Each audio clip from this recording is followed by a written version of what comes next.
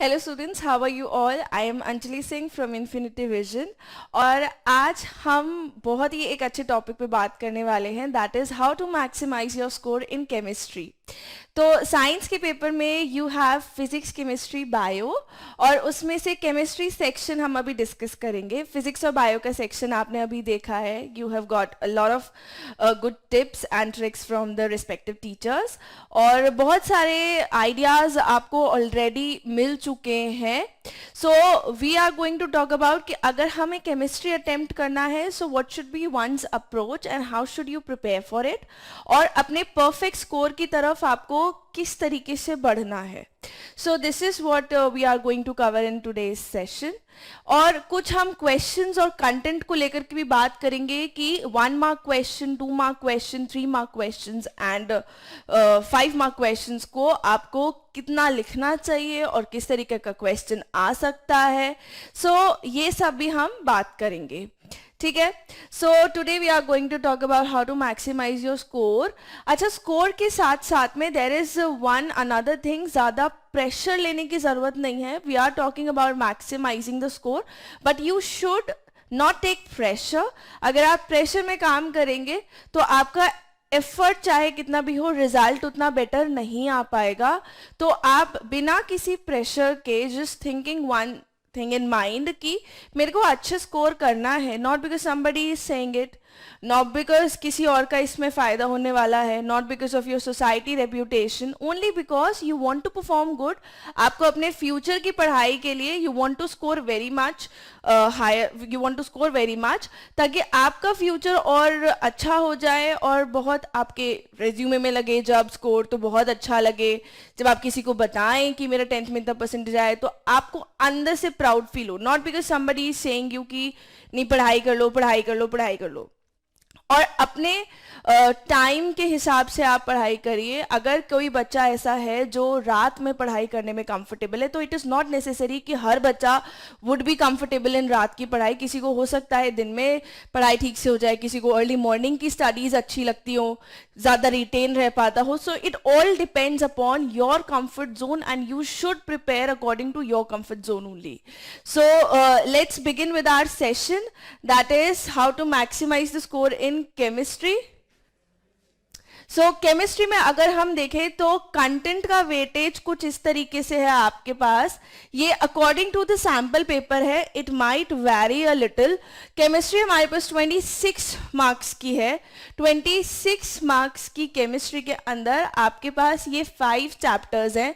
इन 5 chapter में से according to the sample paper, now this is not just strictly talking about it, ये आपके पास according to the sample paper chapter 1 is 4 marks, it was in sample paper। तो ऐसा सोचने की जरूरत नहीं है कि कुछ ऊपर नीचे नहीं हो सकता, कुछ ऊपर नीचे little can be done। Acid basis salt 7 marks, metal non metal 5 marks, carbon and compound 3 marks and periodic classification was 7 marks। अब मैं इस मार्क्स का जस्टिफिकेशन दे देती हूँ कि सीबीएसई के सैम्पल पेपर में ऐसा क्यों था। इस बारी आपके पास सिलेबस बहुत रिड्यूस हो गया है, तो जो आपके पास करीबन 1.5 चैप्टर्स कम हो गए हैं, उन वाले चैप्टर्स का स्कोर थोड़ा सा कम हो गया है। जैसे carbon and its compound itself बहुत बड़ा सा चैप्टर है और देख के बच्चे को डर लग जाता है, एकदम से नए नए से कंपाउंड्स आ जाते हैं और स्ट्रक्चर्स आ जाते हैं कि मैम इसका नॉमेनक्लेचर कैसा होगा, ये कैसी रिएक्शंस देखता है, ऐसे वाले डाउट्स हमको बहुत ज्यादा आते हैं इस चैप्टर के अंदर। तो सीबीएसई हैज रिमूव्ड दैट, उन्होंने ऑलरेडी इस चीज को बहुत कम कर दिया है। They have reduced a major part of this chapter, बहुत ही कम टॉपिक्स हैं एंड सिंस इसके अंदर पूछने लायक अब कुछ ज्यादा बचा नहीं है, यानी कि जैसे वर्सेटैलिटी ऑफ कार्बन के बारे में बात करी जाएगी या फिर होमोलोगस सीरीज के बारे में बात करी जाएगी, तो सिंस यही चीजें रह गई हैं तो इसलिए इसका जो वेटेज है वो थोड़ा कम हो गया है। If it would have been a complete chapter, अगर ये पूरा चैप्टर इंक्लूड किया जाता तो हाँ, इसका हम मान लेते कि percentage of marks would have been a little more. Second और 5th चैप्टर में से कुछ भी नहीं कटा है। There is not a single topic that has been deducted from chapter 2 or from chapter 5। तो इसलिए इनका वेटेज हमारे पास सबसे ज्यादा है, that is 7 marks and 7 marks। तो this is because in chapter से कुछ भी नहीं रिड्यूस हुआ है। ठीक है, तो इसलिए हमारे पास ये 7 और 7 मार्क्स के हैं। केमिकल रिएक्शंस एंड इक्वेशंस की बात करें तो इटसेल्फ ये थोड़ा छोटा चैप्टर है। इट इज अ, कह दीजिए कि स्टार्टिंग इंट्रोडक्शन है आपके पास ये केमिस्ट्री का। You should know about the types of reaction, you should know कि ऐसा रिएक्शन हुआ तो उसको क्या बोलेंगे और वैसा रिएक्शन हुआ तो किस टाइप का रिएक्शन है। तो इसलिए ये थोड़े कम मार्क्स का है, because the content it self of the chapter is not that much. It self he chapter का कंटेंट इतना ज्यादा नहीं है। मेटल नॉन मेटल की बात करें तो मेटल नॉन मेटल में हमारे पास 2 सेक्शंस होते थे। We used to have like 2 sections. One was कि चलो just get to know like non metal, metal, इनके बारे में जान लेते हैं, थोड़ा सा जैसे इंट्रोडक्शन होता है ना वैसी वाली चीज। और दूसरा सेक्शन था कि हम इन्हें अर्थ से कैसे निकालते, like how do we extract these elements from earth, यानी कि मिनरल से या रॉक से आप एलिमेंट को कैसे एक्सट्रैक्ट करते हैं। So that was metallurgy. So we had 2 parts in that chapter, metal and non metal. One was कि आपके पास introduction, properties of metal and non metal, and the second part was metallurgy, corrosion prevention. Second part deduce हो चुका है, it has been deducted. तो second part के बारे में कोई आपसे क्वेश्चन नहीं कर रहा, लाइक मेटलर्जी कैसे उस ओर से आपने मेटल को निकाला है, वो वाले बारे में आपसे कोई बात करने ही नहीं वाला।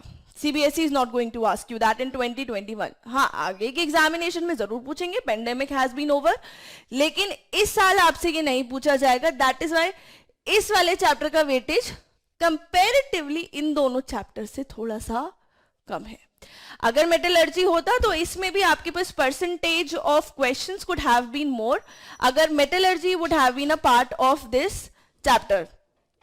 So this is how the scoring according to the CBSE might have been done, क्योंकि आपके पास सिलेबस जिसमें ज्यादा रिड्यूस हुआ है उसका वेटेज थोड़ा कम हो गया है, जिसमें कुछ भी रिड्यूस नहीं हुआ और इटसेल्फ आपके पास वो चैप्टर्स बहुत बड़े थे तो उनमें आपके पास वेटेज मार्क्स का थोड़ा ज्यादा रखा गया है। जिसमें थोड़ा सा कम हुआ है, लाइक 50-50 कम हुआ है, तो उसको हमने लाइक थोड़ा थोड़ा अप्रोक्सीमेट नॉर्मल रेंज पे रखा है। So this is your content weightage.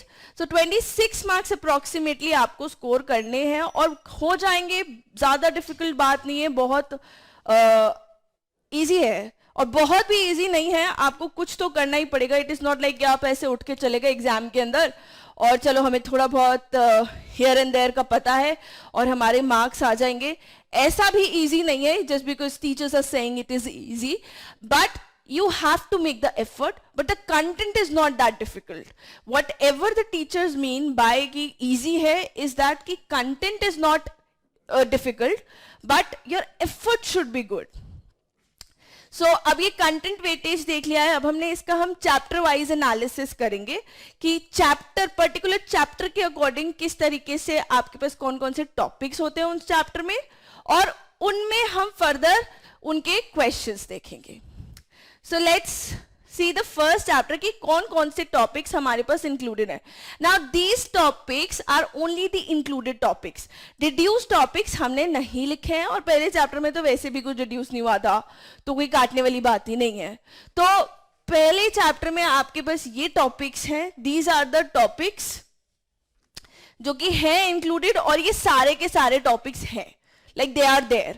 ठीक है, बैलेंसिंग ऑफ रिएक्शन हमको बहुत अच्छे से आता है, मतलब मुझे तो बहुत अच्छे से आता है। आप अगर एक बार को कहें कि अरे मैम हमें तो आता नहीं है, आप ऐसे कैसे कह रही हैं, लेकिन I think balancing of reaction is one of the most easiest part of the chapter और ये आप कर सकते हैं। क्या करना है, सिंपल लॉजिक लगाना है कि अगर एक मॉलिक्यूल किसी चीज का टूट रहा है, मान लो वाटर का, if you have one water molecule टूटेगा तो कितने हाइड्रोजन देगा, 2 एटम, एक ऑक्सीजन एटम। प्रोडक्ट में अगर 4 हाइड्रोजन है तो ऑब्वियसली कितने मॉलिक्यूल तोड़ने हैं, 2। सो इसमें आपका logical part should be correct, like law of conservation of मास हमको लगा देना है और हमें बैलेंसिंग ऑफ द रिएक्शन करनी है। ठीक है, second part is your endothermic and exothermic reactions. Endothermic reactions वो रिएक्शंस होते हैं जिसमें आपके पास हीट रिक्वायर्ड होती है, मतलब रिएक्शन कह रही है कि मैं अपने आप से नहीं चलूंगी, आपको अगर मुझे प्रोसीड करवाना है तो आप मुझे एनर्जी प्रोवाइड करो, बस like this is the concept. Like bonds मेरे ब्रेक करने के लिए आपको ज्यादा एनर्जी लगानी पड़ेगी, जितने बॉन्ड्स बाद में बनेंगे वो उतनी एनर्जी रिलीज नहीं करने वाले हैं. Then we have exothermic, it is the total opposite, बिल्कुल ही ऑपोजिट है एंडोथर्मिक का आपके पास exothermic reaction. Exothermic reactions are those जिसमें हीट एनर्जी रिलीज हो रही है, यानी कि जो नए बने वाले बॉन्ड्स हैं वो आपके पास ज्यादा स्टेबल है. And when the new bonds are more stable तो एनर्जी आपके पास रिलीज होती है, क्योंकि पुराने बॉन्ड्स टूट चुके हैं, पुराने बॉन्ड्स में उतना स्टेबिलिटी नहीं था, और जब भी कोई चीज लाइक स्टेबल हो जाती है it has less energy. Okay, तो एंडोथर्मिक एंड एक्सोथर्मिक रिएक्शन और इनके ऊपर बेस्ड एग्जाम्पल्स कैन कम, और बहुत एग्जाम्पल वाला टॉपिक ये थोड़ा ज्यादा है. लाइक आपको कोई क्वेश्चन में पूछ लिया जाए कि ये रिएक्शन एक्सोथर्मिक है या एंडोथर्मिक है, how will you do it, तो थोड़ा एग्जाम्पल बेस्ड ज्यादा है. Next we have types of chemical reaction, जो कि major part of the chapter है कि केमिकल रिएक्शंस किस टाइप की होती है. नाउ दिस इज एंडोथर्मिक और एक्सोथर्मिक. एंडोथर्मिक और एक्सोथर्मिक में आपके पास जो रिएक्शन का टाइप होता है वो on the basis of energy है, और टाइप्स ऑफ केमिकल रिएक्शन में किस तरीके का आपके पास रिएक्टेंट है, कैसा प्रोडक्ट आ रहा है, कितने रिएक्टेंट्स हैं, कितने प्रोडक्ट्स आ रहे हैं, उसके अकॉर्डिंग हमारे पास होता है types of chemical reaction. So it is combination, decomposition, displacement, double displacement and redox. Combination reaction as clear by the name, 2 atoms combining, 3 atoms combining, 4 atoms combining. तो जब भी combine हो रहा है that is your combination reaction. Next one is your decomposition. टूट रहा है, opposite, यानी कि एक चीज है और आपके पास वो टूट रही है. It could be in 2 things, it could be in 3 things, or it could be more than that. पर आगे breaking down हो रही है, and when you have breaking down, it is your decomposition. Next is your displacement. तो displacement मतलब एक चीज ने दूसरी चीज को हटा दिया है, because displacement हमारे पास 2 तरीके के हैं. We have displacement, we have double displacement. तो displacement मतलब मैं यहाँ पे खड़ी हुई हूँ and somebody is displacing me from this position and we don't have someone right now to for the example, but अगर मेरे को यहाँ से कोई धक्का मार ऐसे कर दे तो this is your displacement reaction.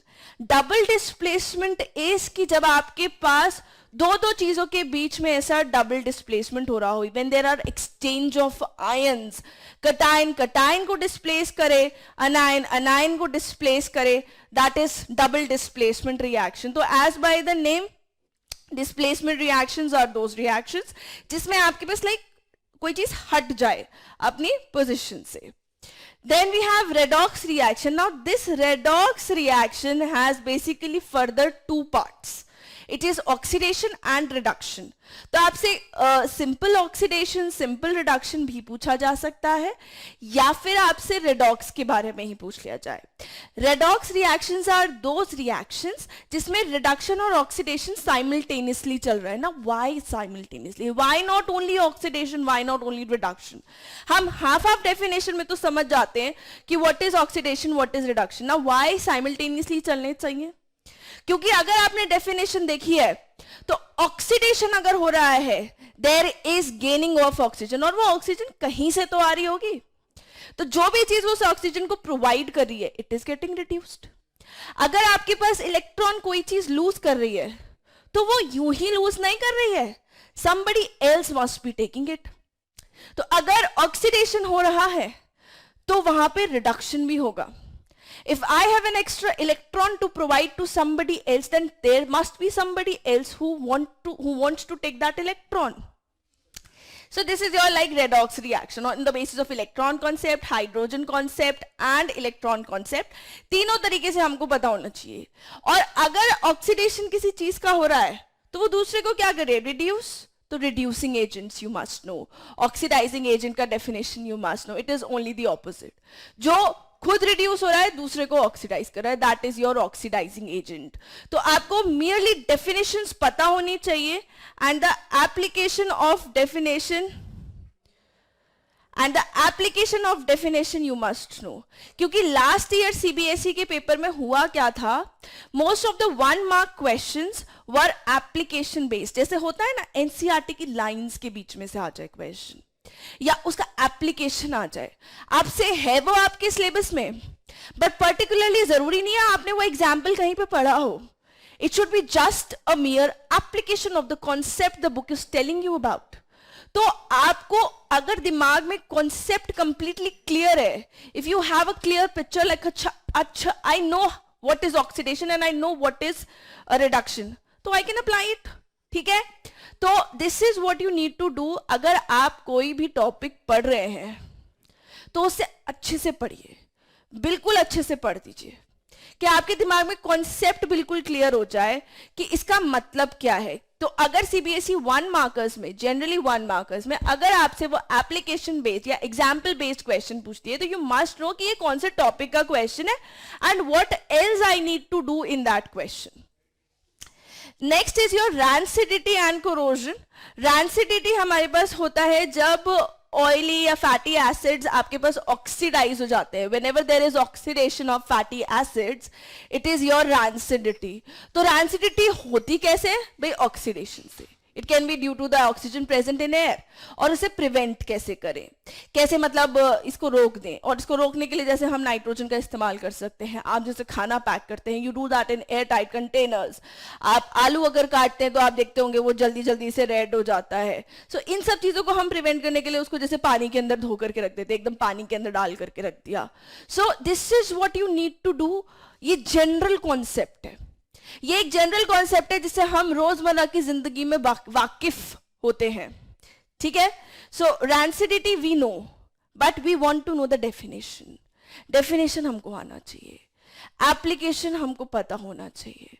और वो पता हो सकता है अगर आप थोड़ा सा भी दिमाग लगाएं, अच्छा अच्छा ये तो यही था, ये तो हम रोज ही देखते हैं. This is what we do in our daily lifes to protect our food. So chemical reactions and equation is basically about the chemical change, कि chemical change में आपके पास क्या क्या चीजें हो रही हैं. and this chapter अगर सैम्पल पेपर से देखें तो 4 मार्क्स का है, हो सकता है 5 मार्क्स का या 3 मार्क्स का भी आपके पास ये आ जाए, but reaction should be clear and the application should be clear. ठीक, नेक्स्ट हम इसी के ऊपर कुछ क्वेश्चंस देख लेते हैं जो आपके पास अब तक के सीबीएसई बोर्ड में आ चुके हैं, या either they are a part of the sample paper. तो या तो वो सीबीएसई बोर्ड में ऑलरेडी अपीयर हो चुके हैं या फिर वो सैंपल पेपर का पार्ट है. So this is question 1 is saying identify the products formed when 1 ml of dilute hydrochloric acid is added to 1 gram of sodium metal. अब question आपसे, the question is only asking you about the products, not the quantity of products. अब बच्चा देख करके कैसे confuse होगा, oh my god, 1 ml, 1 gram, am I supposed to do mole concept in it? क्या मुझे उसके अंदर प्रोडक्ट्स निकालने के लिए मोल कॉन्सेप्ट अप्लाई करना पड़ेगा? नहीं, वो सिर्फ आपसे प्रोडक्ट पूछ रहे हैं बिकॉज क्वांटिटेटिव एनालिसिस आपके अंदर, आपके इस सिलेबस के अंदर ही नहीं है.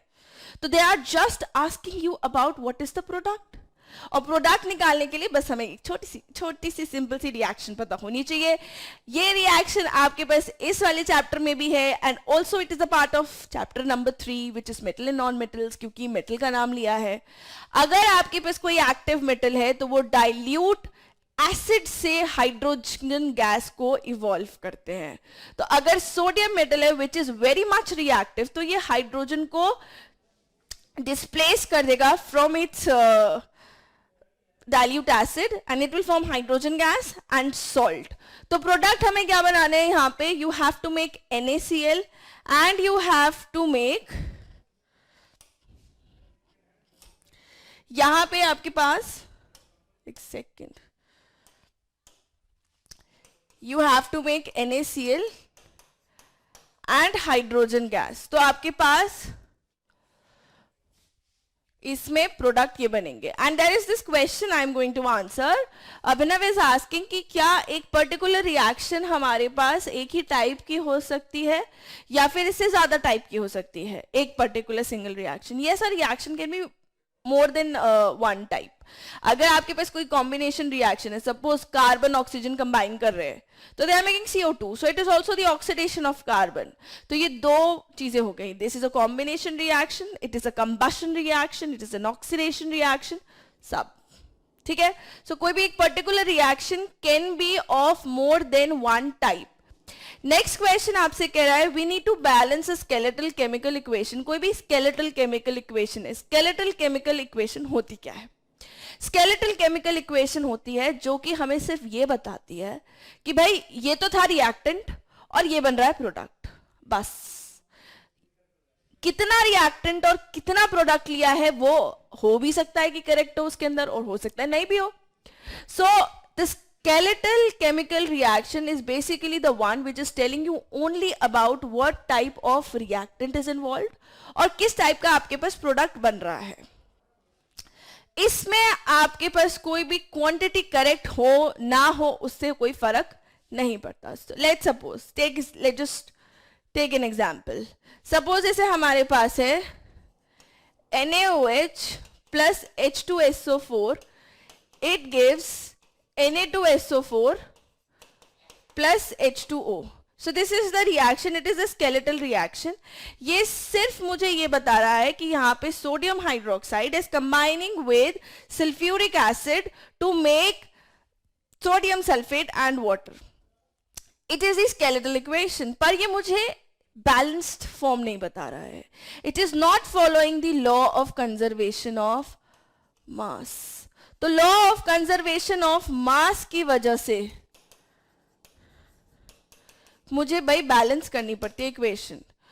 मास तो कंजर्व्ड ही होगा. अगर आप 10 ग्राम रिएक्टेंट ले रहे हैं तो अगर वो पूरा का पूरा कन्वर्ट हो रहा है तो 10 ग्राम ही प्रोडक्ट मिलेगा बेटा.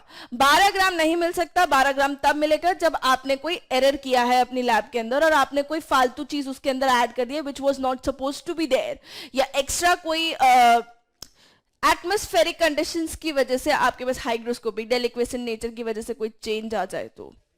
तो law of conservation of mass की वजह से we need to balance the skeletal chemical equation.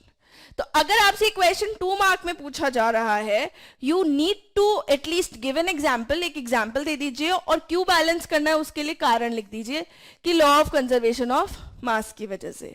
ये मुझे सिर्फ एक ऊपर बात बता रहा है कि सोडियम हाइड्रोक्साइड सल्फ्यूरिक एसिड के साथ कंबाइन किया तो सोडियम सल्फेट और वाटर बना. पर अगर मैं देखूं यहां मैंने सोडियम का सिर्फ एक एटम लिया है, यहां पे 2 एटम कैसे हो गए? अभी अपने आप से थोड़ी ना प्रकट हो जाएंगे. This is not going to happen. अपने आप से नहीं होने वाला है. सो हमने क्या किया है, we had to balance it. और बैलेंस करेंगे यहाँ 2 आ जाएगा, यहाँ 2 आ जाएगा. So you just give an example और द रीजन. तो 2 मार्क क्वेश्चन में आप ऐसे कर सकते हैं. ठीक है, क्यों बैलेंस करना है? Because of law of conservation of mass. The mass of reactant, the sum of mass of reactant should be equal to the sum of mass of product. For example, you give one skeletal equation and then you give one balanced equation. ठीक है, next question पे अगर हम आए, next question आपके पास एक 3 marks का question है और इस 3 मार्क्स के क्वेश्चन को करने के लिए आपसे अगेन ये टर्म दे रखिए 2 ग्राम.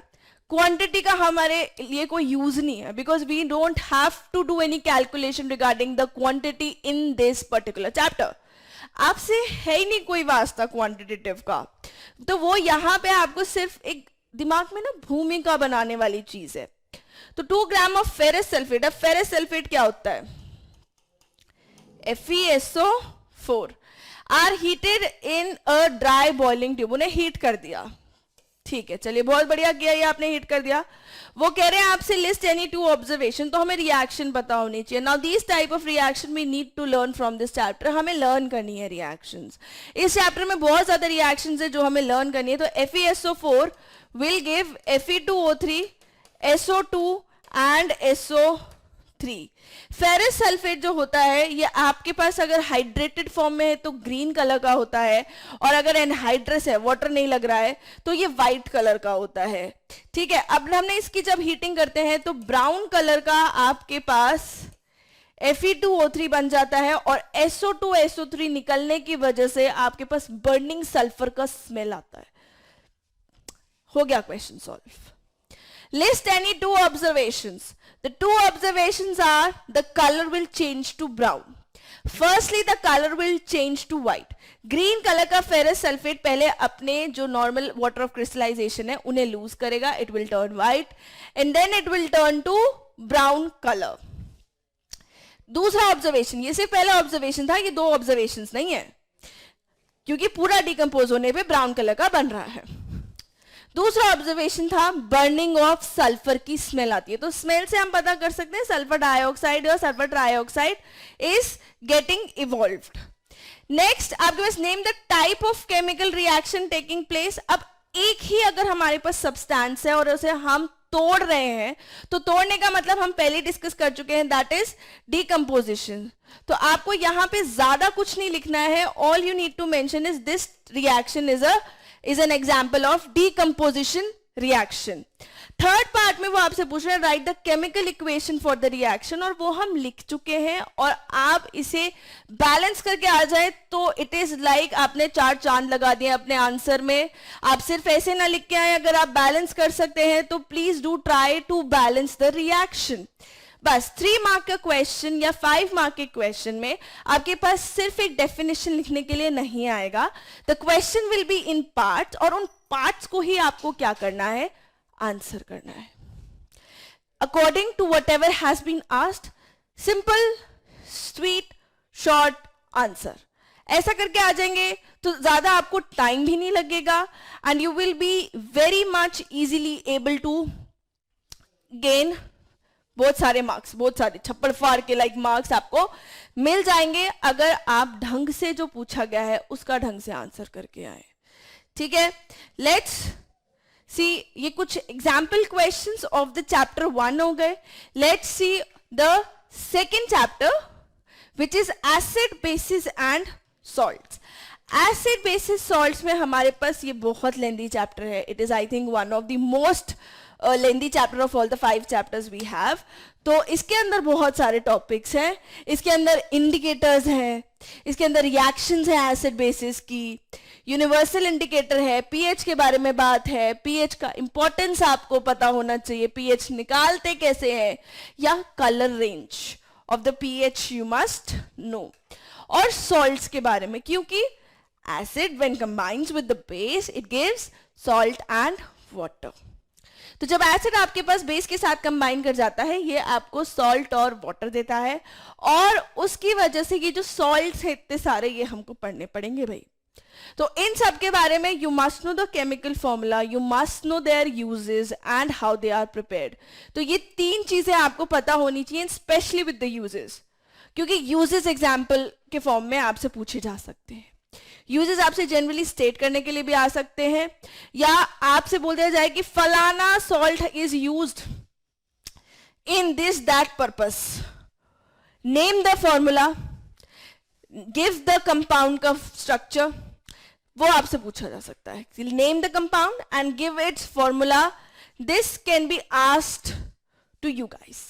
ठीक, तो इस चैप्टर को हमें बहुत अच्छे से पढ़ना है। अब उस बहुत अच्छे से पढ़ने के लिए हम क्या करें, we need to read the NCERT. NCERT पे हमें अपना प्राइमरीली फोकस रखना है कि जो भी चैप्टर हमारे पास है सबसे पहले we need to learn it from the NCERT और read it, give a thorough reading of the NCERT. क्या होता है बच्चे, बहुत सारी रिफ्रेशर्स पे डिपेंड हो जाते हैं। रिफ्रेशर्स बहुत अच्छी बात है अगर आपका पर पहले एनसीईआरटी हो चुका है। अगर रिफ्रेशर्स क्या करती हैं आपके लिए, वो इजी बनाने के लिए चीजों को, दे गिव मोर एग्जाम्पल्स। अब एनसीईआरटी में क्या है, आपके पास वही स्टेटमेंट लिखा होता है बट एग्जाम्पल्स थोड़े से कम हो जाते हैं, थोड़ा इलेबोरेशन कम हो जाता है, बट वो एकदम ढंग से एक लाइन में काफी बात कह देते हैं। अगर आपने एनसीईआरटी की थोरो रीडिंग करी है तो आपको ये पता होगा कि ये चीजें मेरे कंटेंट के अंदर हैं। This all lies in the scope of this book and this all I have to cover, that you can do from the NCERT and a refresher. But course का पर्टिकुलर सिलेबस का idea लगाने के लिए these are merely just the topics, but इनके अंदर कितना हमको cover करना है that idea can be provided by NCERT only. तो एनसीईआरटी इज लाइक पूजा कर लो और अच्छे से उसको एकदम थोरो रीडिंग करो, हर एक चैप्टर की रीडिंग करो, और ज़्यादा चैप्टर्स तो लाइक है ही नहीं, तो आप उनकी थोरो रीडिंग करिए। ओके, नेक्स्ट इसी के हम कुछ क्वेश्चंस देख लेते हैं। The question is right the chemical name and chemical formula of the salt used to remove permanent hardness of water. Now this question I just told you कि ऐसा क्वेश्चन आपसे पूछा जा सकता है कि सॉल्ट के यूज के ऊपर क्वेश्चन है, और आपको पता होना चाहिए कि कौन सा ऐसा सॉल्ट है जिसका ये नाम हो, जो कि पानी की हार्डनेस को कम करता है ना। What is hardness of water? Water हमारे पास दो तरीके का होता है। One is your hard water and the other one is your soft water. कि भी ये हार्ड वाटर है तो दूसरा जी सॉफ्ट वाटर तो होगा ही होगा। सॉफ्ट वाटर वो होता है हमारे पास जिसे हम घर में कपड़े धोने के लिए बहुत आसानी से इस्तेमाल कर सकते हैं और जिसके अंदर सोप बढ़िया तरीके से काम कर जाता है। हार्ड वाटर वो होता है जिसके अंदर सोप ज्यादा काम नहीं कर पाता लेकिन डिटर्जेंट काम कर जाता है। तो हार्डनेस की वजह से हमें बहुत ज्यादा प्रॉब्लम आती है, बहुत ज्यादा डिजॉल्व सॉल्ट्स होते हैं और वाटर की बहुत ज्यादा स्केलिंग हो जाती है। अब इसको रिमूव करने के लिए आपके पास बहुत सारे मेथड्स हैं। We have two types of hard water, वो भी दो तरीके का होता है। One is your permanent and one is your temporary. तो टेम्पररी हार्डनेस अगर हटानी है तो सिर्फ पानी को गर्म कर लो, परमानेंट हार्डनेस हटानी है तो आपको केमिकल रिएक्शन करनी पड़ेगी, and that chemical reaction can be done by none other than compound का नाम ही था वो washing soda. It is Na2CO3.10H2O। तो आपको पता होना चाहिए लाइक .10H2O लगाना है हमें, सिर्फ हमें सोडा ऐश के बारे में बात नहीं करनी। Na2CO3 अगर आप लिखते हैं ना, this is the mistake that you might do, कि एक चीज है हमारे पास Na2CO3.10H2O, it is your sodium carbonate and also give the name washing soda. तो ये पूरा लिख के आइएगा आप, ठीक है। और अगर आप सिर्फ इतना लिख करके आते हैं Na2CO3 this is your soda ash, तो सोडा ऐश नहीं लिखनी हमें, वॉशिंग सोडा है भाई, ये 10 वाटर मॉलिक्यूल्स के साथ ही होता है, 10 वाटर मॉलिक्यूल्स ऑफ क्रिस्टलाइजेशन के साथ में। Next question is how will you test for the gas which is liberated when hydrochloric acid reacts with an active metal? Again like deja vu, like question अभी हमने पिछले chapter का पहला देखा था, तो you can see the links, the reactions are interrelated. If you know the reactions they are interrelated, और कुछ ही reactions है, याद कर लो, समझ लो, और वो ही आपके पास हर चैप्टर में आने वाली है। तो जैसे how will you test for the gas, अभी हमने देखा था कौन सी गैस लिबरेट हो रही थी, the liberated gas was hydrogen. और हाइड्रोजन को कैसे डिटेक्ट करते हैं? It makes a pop sound when comes in contact with air. तो ये आपके पास पॉप साउंड क्रिएट करती है। Will uses of salt acid basis will come और not? It is very important भाई, यूजेस आएगा, एकदम आएगा, पूरा चैप्टर इंपॉर्टेंट है ये वाला, और ये सबसे ज्यादा मार्किंग का चैप्टर होने वाला है। और यूजेस तो बहुत इंपॉर्टेंट हो जाते हैं। यूजेस कैसे इंपॉर्टेंट हो जाते हैं, जैसे हमने अभी ये पहले वाला क्वेश्चन देखा है कि अगर आपके पास 1 मार्क क्वेश्चंस है तो 1 मार्क क्वेश्चन में आपके पास यूजेस को लेकर के नाम जरूर आ सकता है। So this can happen. Next question is explain why is hydrochloric acid a strong acid? क्यों है स्ट्रॉन्ग एसिड? क्योंकि ये completely H positive ion donate कर देता है in the aqueous solution, remove कर देता है, आयोनाइज हो जाता है। And acetic acid is a weak acid. तो क्या डिफरेंस होता है? एक वर्ड आपको ढंग से लिखना है, hydrochloric acid ionises completely and acetic acid does not ionise completely in water. Okay, how can it be verified? आप वेरीफाई करने के लिए उसका pH कलर देख सकते हैं। pH कलर जो आपके पास रेड से लेकर के वायलेट तक की रेंज में जा सकता है। You can find out same molar concentration के लिए you can see the change in the pH colour. PH strip डालिए, जिसका कलर जिस रेंज में है उतना पीएच है, पीएच जितना कम है उतना ज्यादा हाइड्रोजन आयन कंसंट्रेशन है. Next part is saying explain why aqueous solution of N acid conducts electricity. क्योंकि आयोनाइज हो जाता है भाई. अगर आयंस बन जाते हैं, when you have the formation of ions, like टूट रहे हैं और आयन अगर चल पा रहे हैं, whenever there is flow of charge there is conduction of current या conduction of electricity. तो जब भी आपके पास आयंस फ्लो कर पाते हैं, you have this flow of charge, flow of current. Next part is saying you have 4 solutions A, B, C, D. 4 आपके पास solutions है. Now this is a 5 mark question and as you can see हमें statement नहीं लिखना पड़ रहा किसी भी चीज को लेके. We didn't use any statement. हमें statement लिखना ही नहीं है. हमें अगेन ढंग से इनके सही आंसर्स दे देंगे तो हमें ज्यादा डेफिनेशन में नहीं जाना. And these are just application based questions कि आप पीएच को कितना अच्छा समझ पाए हैं. ए बी सी डी आपके पास 4 सोल्यूशन है, उनके पीएच आपको दे रखे हैं. तो मैंने कहा जितना कम पीएच होगा उतना ज्यादा हाइड्रोजन आयन का कंसंट्रेशन होगा, और जितना ज्यादा हाइड्रोजन आयन का कंसंट्रेशन होगा उतना ही अच्छा एसिड. तो मोस्ट एसिडिक इसमें कौन सा हो जाएगा? जिसका पीएच सबसे कम है. और आपके पास सबसे मोस्ट बेसिक जिसका सबसे ज्यादा है. पीएच हमारे पास लाया करता है, it goes from 0 to 14.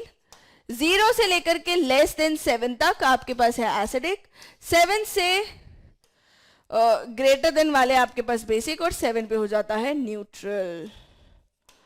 Next है arrange the 4 solution in the increasing order of H positive ion. लगा लेंगे हम H पॉजिटिव आयन के बेसिस पे. ठीक है.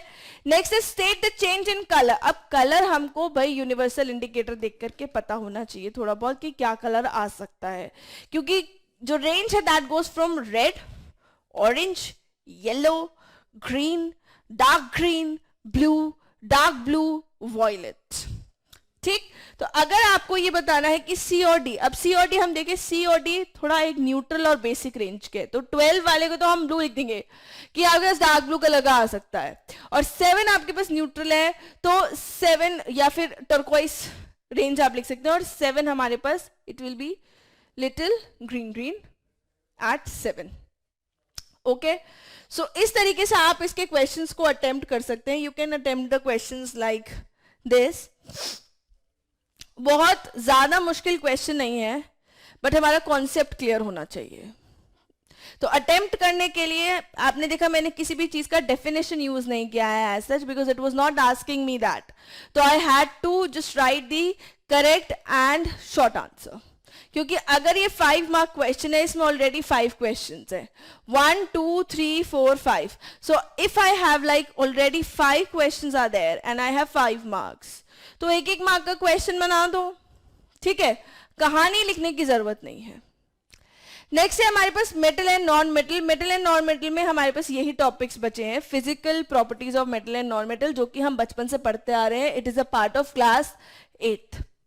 Chemical properties of metals and chemical properties of non metal, ये भी हम काफी हद तक पढ़ चुके हैं, और यहाँ पे बस हम उन्हें थोड़ा और इलैबोरेटेड पढ़ लेते हैं. तो हियर वी रीड इट बहुत ज्यादा इलैबोरेशन में. ठीक है. और आयोनिक बॉन्ड हमारे पास क्या होता है? आयोनिक बॉन्ड इज जब आपके पास ट्रांसफर ऑफ इलेक्ट्रॉन हो. When you have transfer of electron you have the formation of ionic bond, and it happens between a metal and a non-metal. तो इसमें भी अभी क्वेश्चन देखेंगे.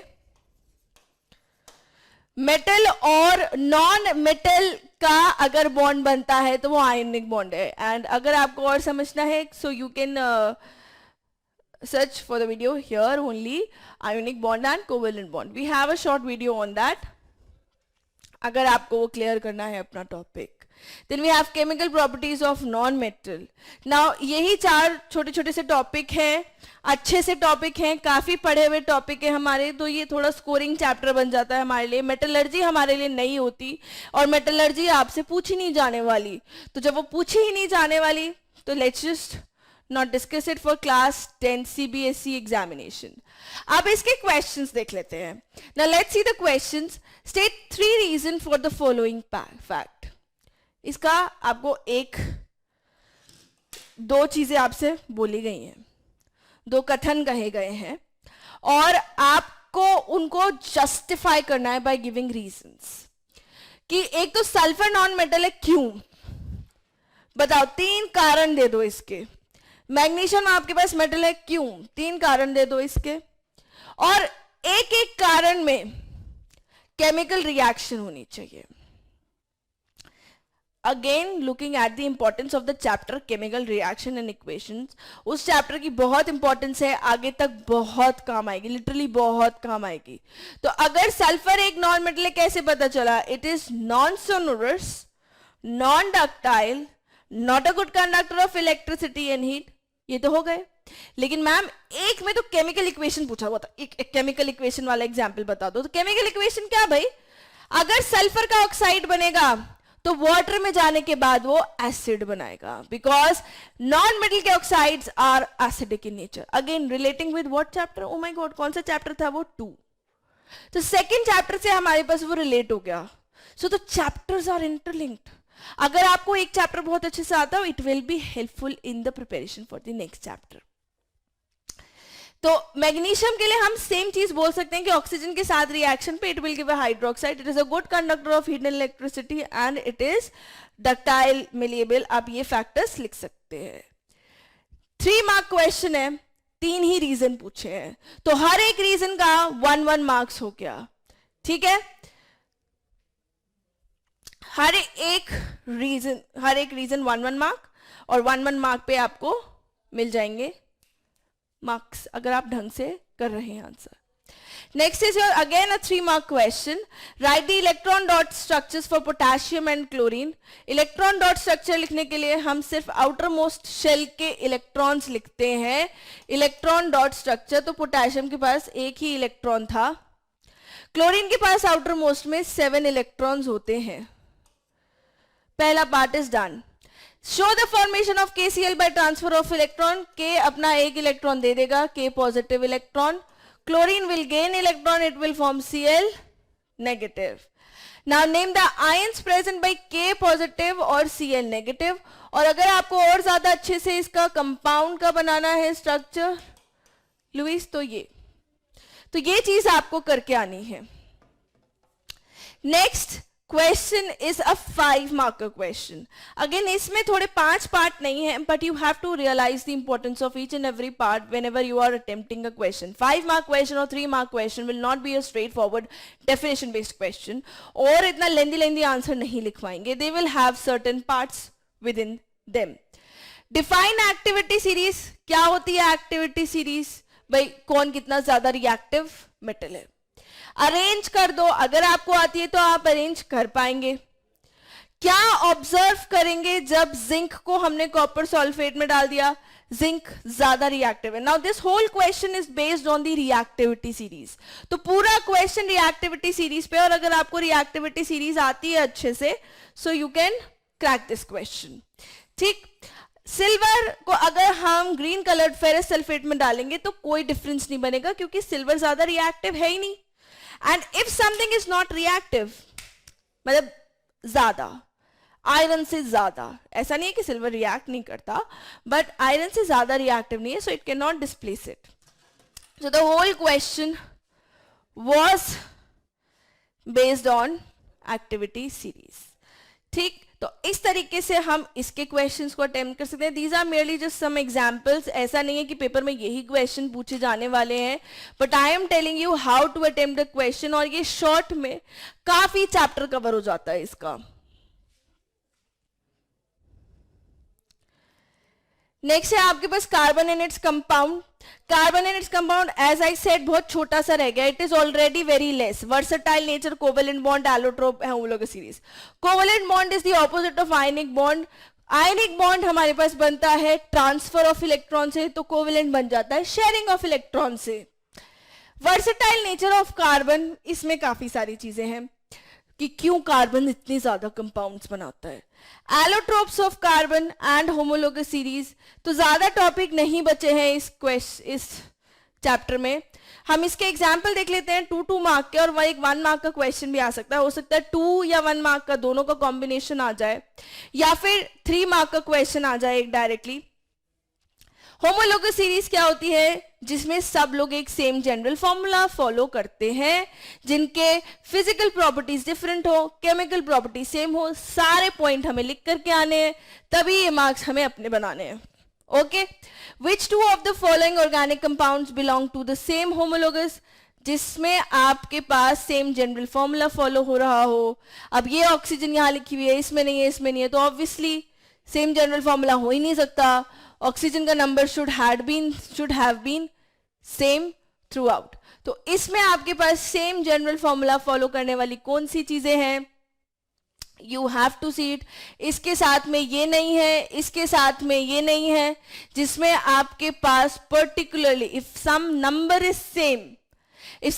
इज सेम, जैसे यहां पे हमारे पास CH4O एंड C2H6O, ये हमारे पास क्या है? Homologous series. द ऑक्सीजन का number is constant, it is methanol, it is ethanol, ये चीजें हमारे पास हो गई।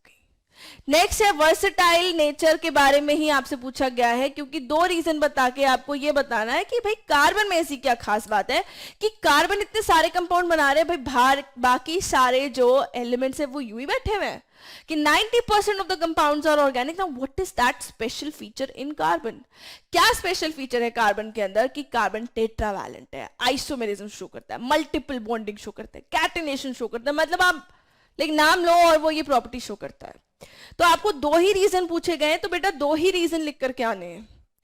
You might give an example कि जैसे इस कंपाउंड में, but since it is asking you only 2 reasons, stick to the question. ज्यादा अपनी कहानी हमें नहीं लिख करके आनी है, जितना पूछा गया है उतना लिख करके आना है, ढंग से लिख करके आना है। लेकिन हमें अगर पूरी किताब आती है तो पूरी किताब आज छाप करके हमें नहीं आनी है।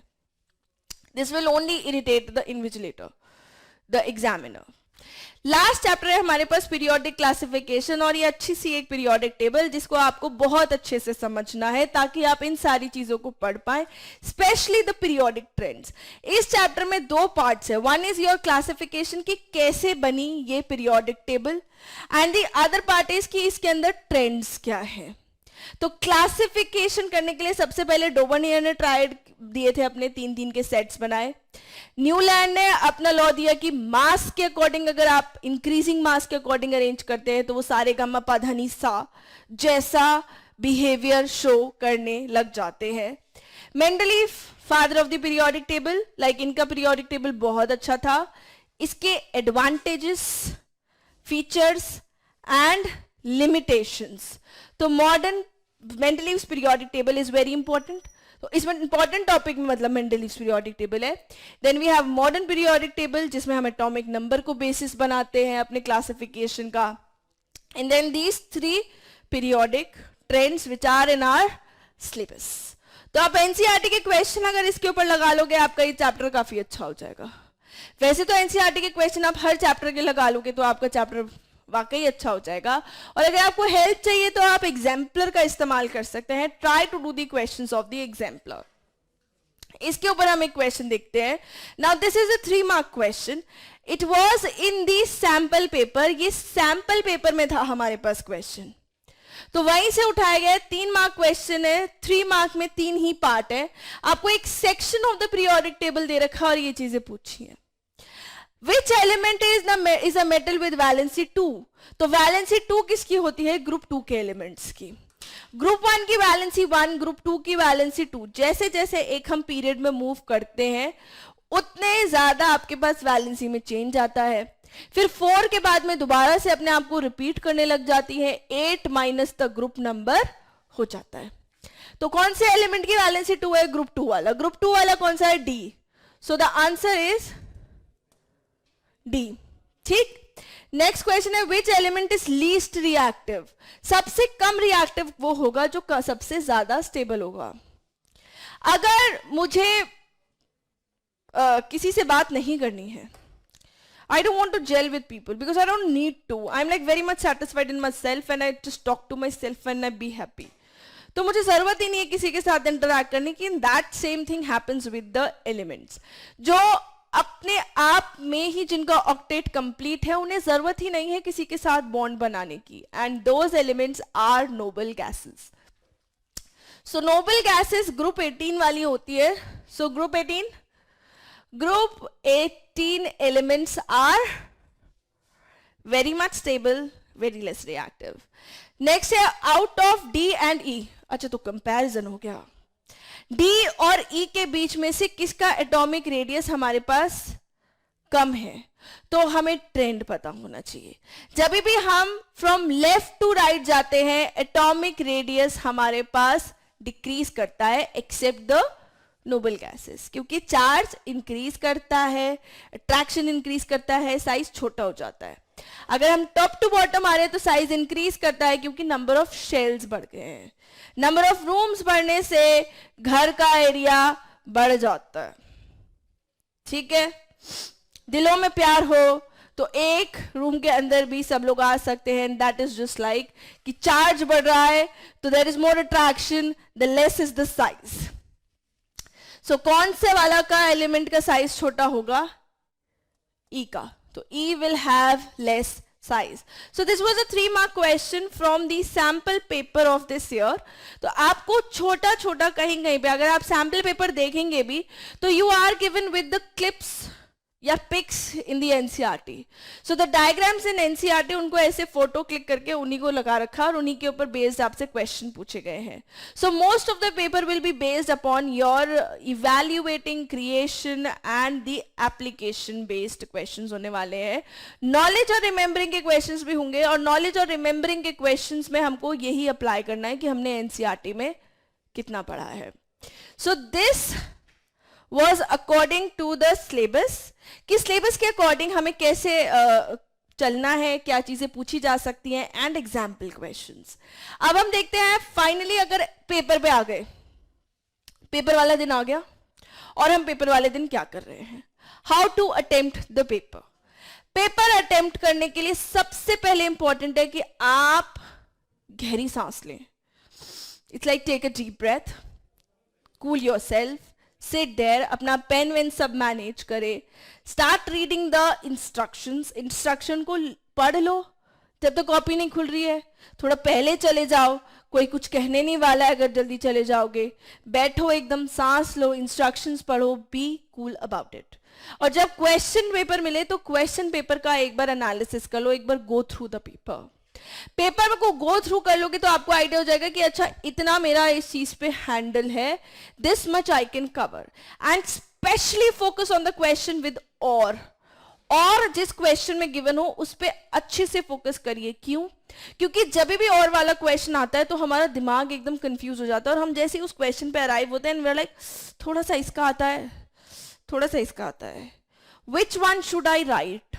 तो वो पहले ही एनालाइज कर लो. यू शुड नॉट स्टॉप और बीच में अटकना नहीं है, अपना फेथ लूज नहीं करना. पहले ही पेपर का एक थोरो रीडिंग ले लो, देख लो कि और वाले क्वेश्चन में मेरा कमांड किस पे ज्यादा है and which I feel more confident about, किस में मुझे स्कोरिंग ज्यादा मिल सकती है. हो सकता है थोड़ा थोड़ा आपको दोनों का आता हो. सी किसका कितना पार्ट आता है, कितना ज्यादा आपको एक पर्टिकुलर क्वेश्चन करने से मार्क्स मिल सकते हैं. सिलेक्ट दैट क्वेश्चन, टिक लगा लो पेंसिल से, उसी को करना है. अब जजमेंट नहीं करनी है, आराम से अपना पेपर अटेम्प्ट करो. फिर बाकी सारा जो भी चीजें आती हैं उन्हें पहले करिए, जो नहीं आता है उसे चाहे आप बाद में छोड़ दीजिए.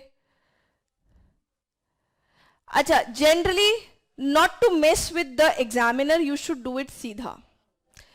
कि भाई हम एक सीधा सीधा पैटर्न से चल रहे हैं, क्योंकि जनरली एग्जामिनर्स थिंक कि अगर आप सीधा सीधा पेपर लिख रहे हैं तो उनकी साइकोलॉजी के अकॉर्डिंग वो थोड़ा सा करेक्ट बैठ जाता है. बट अगर आप करेक्टली भी लिख रहे हैं तो आप जैसे भी मर्जी चाहें वैसे कर लीजिए. अगर आपको लगता है you feel more confident about the question of the 5 marker questions, do that, कोई दिक्कत नहीं है. बट एक जनरल साइकोलॉजी है कि if you do it like in a particular अच्छा सा synchronised way, it makes a more good impression. Okay, so how to attempt the paper, this is what we are going to do.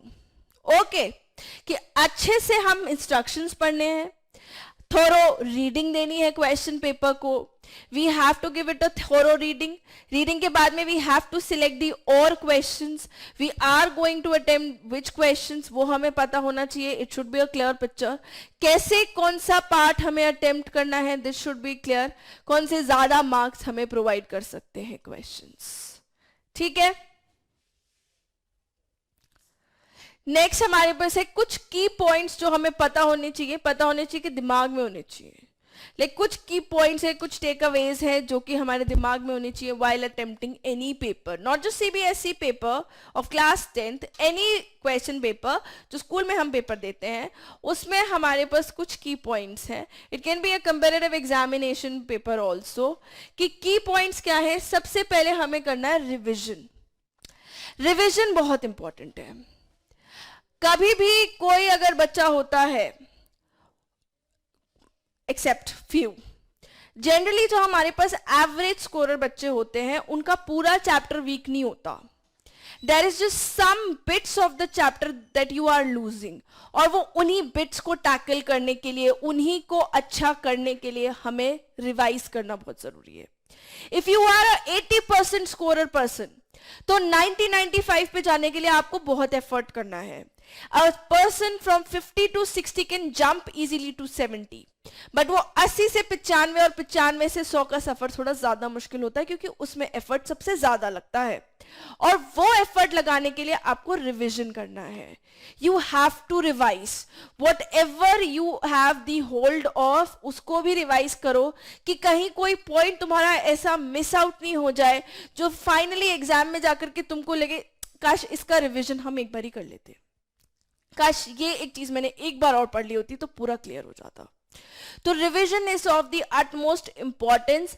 आप 2-3 जितनी बार भी आपसे हो सके go through कर लो, you should revise. और ये तो बात आपसे बायो के और फिजिक्स के टीचर्स ने भी पहले बोल दी है कि रिवीजन इज दी की, रिवाइज आपको करना चाहिए, and if you want to hold on to that must revise, ठीक है। So I am saying again and again कि अगर आपको अपना स्कोर इंप्रूव करना है then revision must be there. The second thing that must be there is practice. Practice कैसे करते हैं हम? प्रैक्टिस करते हैं मॉक टेस्ट से, सैंपल पेपर से। Now Infinity Vision has a AIT and AITS series for class 10 CBSE board examinations, जिसमें आपके मॉक टेस्ट है ना। वो मॉक टेस्ट अच्छे से चेक हुए, क्योंकि क्या होता है हम घर पे सैंपल पेपर की किताब सब लाते हैं, उसमें से एक सैंपल पढ़ते हैं, सैंपल पेपर पढ़ते हैं और हमें लगता है अच्छा अब हमें आइडिया है, एंड हम बोर हो जाते हैं। दूसरी बात, हम सिर्फ सैंपल पेपर का रीड लगाते हैं, बहुत बहुत कम बच्चे ऐसे होते हैं जो वो सैंपल पेपर को एग्जैक्टली उसी एनवायरमेंट में सॉल्व करते हैं। So we are providing you that environment, वो एनवायरमेंट हम आपको प्रोवाइड कर रहे हैं। अगर आप सैंपल पेपर को सॉल्व कर भी ले लेते हैं, जैसे मैंने कहा कि कुछ बच्चे ऐसे हैं जो सैंपल पेपर की किताब को ला करके सॉल्व करते हैं, और वो करेंगे ज्यादा नहीं, एक आधा, और अगर वो एक आधा सॉल्व कर भी रहे हैं तो उनके दिमाग में ये है कि ये तो हमने बिल्कुल परफेक्ट एकदम बढ़िया आंसर लिखा है। आपको नहीं पता ना कि दूसरा बंदा उसके अंदर क्या चीज ढूंढ रहा है। So it must be evaluated by some other person. हम जब एग्जाम में रिवाइज करके जाते हैं, जब हम पढ़ करके जाते हैं, हमें लगता है ये टॉपिक हमें बहुत अच्छा आता है, पर फिर भी 20 में से 20, 50 में से 50, 80 में से 80 कभी नहीं आते हैं। क्यों? क्योंकि जो एग्जामिनर सोच रहा है आप उस नजर से नहीं देख रहे हैं। आपके हिसाब से आपका आंसर परफेक्ट है एकदम, इससे बेटर तो दुनिया में कुछ हो ही नहीं सकता, लेकिन देयर आर फ्लॉज, और उन फ्लॉज को क्या कहें ओवरकम करने के लिए, उन फ्लॉज को ओवरकम करने के लिए वी मस्ट प्रैक्टिस। और प्रैक्टिस कैसे करेंगे? We should give mock test, we should see the sample papers. कोई भी क्वेश्चन अगर आप लगाते हैं उसको 2-3 बार लिख लो, और 2-3 बार लिख लो तो वो अपने आप ही एकदम टिप्स पे हो जाता है। तो अगर आप साइंस के एनसीईआरटी अगर सॉल्व भी कर रहे हैं, उस एनसीईआरटी का एक क्वेश्चन आप एक बार एक एक्सरसाइज लगा लो, 2 दिन बाद दोबारा से उस एक्सरसाइज को आप कम टाइम में कर पाएंगे, फिर 3 दिन बाद आप फिर से करेंगे, आपको लगेगा अच्छा ये तो ऐसे आप फटाफट से कर लेंगे, but the practice should be there. आप प्रैक्टिस लूज कर देंगे, and which is one of the major factors for this year students की जो प्रैक्टिस नहीं हुआ है, आपका जो लिखने का प्रैक्टिस नहीं है आप लोग का, वो आपको बहुत करना है, क्योंकि इस बार तो नोट्स हमसे किसी ने पूछे ही नहीं, हमें पता ही नहीं है क्या लिखना होता है, कैसे लिखना होता है, हमने नोट्स नहीं बनाए हैं, टीचर ने हमसे एक पूरा पैराग्राफ लिखने के लिए कहा है, हमने उसमें 4 अक्षर लिख दिए हैं, क्योंकि हमें आइडिया ही नहीं है किस तरीके से आंसर क्रिएट करना है। So that should be done very correctly and that can be done bye practice only. Next हमारे पास और क्या की हो सकती है, प्रेजेंटेशन, कि सिर्फ करेक्ट लिखना ही सही नहीं है, उसे दर्शाना भी अच्छा होना चाहिए। The presentation should be excellent, कि क्या आप चीज मेन फोकस करना चाह रहे हैं वो देखते ही टीचर की नजर में आ जाए, उसे अंडरलाइन कर दो, जो मेन पॉइंट्स है उन्हें अंडरलाइन कर दो, कहीं पे सब हेडिंग्स प्रोवाइड कर दो, सो द टीचर के दिमाग में कि अरे बच्चे को तो बहुत कुछ आता है, तो आप अंडरलाइन कर दोगे अगर मेन पॉइंट्स, सो आपका प्रेजेंटेशन अच्छा हो जाएगा। जहां फ्लो चार्ट्स का रिक्वायरमेंट हो, जहां एनसीईआरटी की कोई एक टेबल यूज हो रही हो, उसे भी लिख दो। जितना बेटर आप दिखाओगे कि आपका ये कॉन्सेप्ट बिल्कुल क्लियर है, उतना अच्छे मार्क्स आपको एग्जामिनर देगा। अगर आप कीड़े मार करके आएंगे तो एग्जामिनर वैसे ही किलस जाने वाला है। आपको आंसर बहुत अच्छा आता है बट वो समझ में नहीं आ रहा, तो समझ में आना बहुत जरूरी है। समझ में नहीं आएगा तो मार्क्स पेपर में नहीं आएगा। So that should be very clear. आप उसको फूलों सा मत सजाओ, लेकिन इतना ढंग से लिखा हो कि दूसरे वाले को देख करके लगे nice. It should not be वाह क्या आर्टिस्टिक एकदम लुक आ गया, नहीं। It should be like nice copy, nice hand writing, very neat work. ऐसा होना चाहिए हमारे पास presentation. So these 3 things if you keep in your mind, like revision, practice and presentation, you can achieve the perfect score. आपके बहुत अच्छे marks आ सकते हैं if you keep doing the hard work.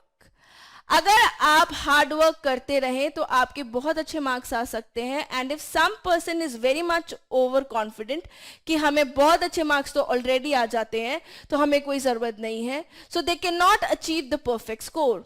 आप अगर 94% अभी लाते हैं and if you are not doing perfect hard work, और आप अभी सोच के बैठे हैं कि 94 तो मेरे ऐसे ही हो जाते हैं, तो वो 93, 94 ही रहेंगे, वो आगे बढ़ेंगे ही नहीं। मेहनत हमें आगे बढ़ने के लिए करनी होती है, जहां हम टिके हुए हैं वहां पे टिकने के लिए नहीं करनी है। So I am ending this session with this quote कि hard work beats talent when talent doesn't work hard, and this is just what I said right now. So wishing you all the best for your examination and the preparation time of the examination, कि जो भी आप ये preparation का time है इसे अच्छे से utilize करें। All the best for your future and the examinations. Mock test series आप जरूर लेकर के देखें. Mock test can be very helpful to you. Thank you and all the best.